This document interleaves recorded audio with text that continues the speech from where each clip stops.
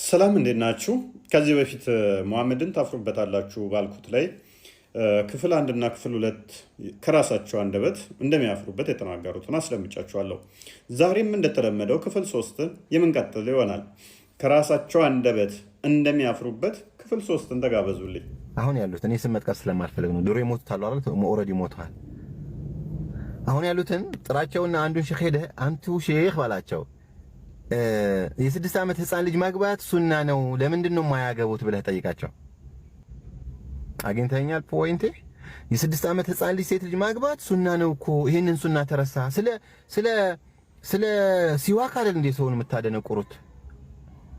ሱና ነው ምናምን ብላችሁ የ6 ዓመት ህፃን ልጅም ሱና ነው ማግባት አይደል? አግባ፣ አሳዩን።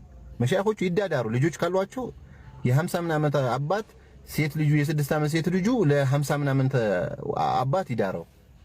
አንተ በምታምነው ሐዲስ ፋጢማን በዛ ጊዜ አይሻን ባገቡባት ቅጽበት ወራት አቡበከር መጥቶ ጠይቋቸው፣ አይ ታንሳለች ልጅ ናት ኢንሃ ሰጊራ ብለውታል።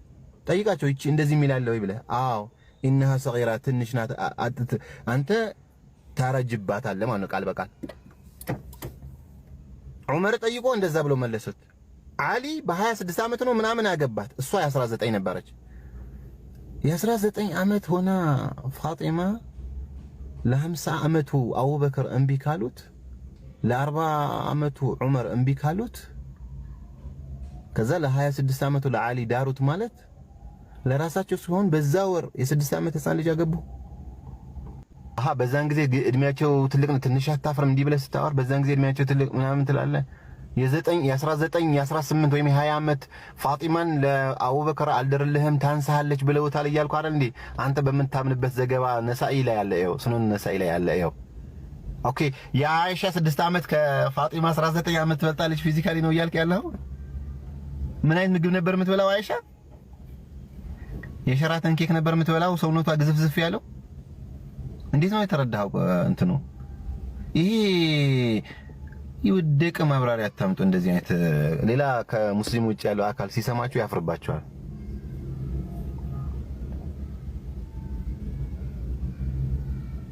መልካም፣ እንደሰማችሁት ነው እንግዲህ እኛ ከወራት በፊት ሙሐመድን ተግባሩን ታፍሩበታላችሁ፣ ለዛም የእሱ ያደረገውን አታደርጉም ብለን ይገደል ተብለን ነበረ። በ56 ዓመቱ የ6 ዓመት ህፃን ልጅን ያገባ ነው። የራሱን ልጅ ግን የ19 ዓመት ለ50 ዓመት ዳር ሲባል አልደረም ያለ ነው።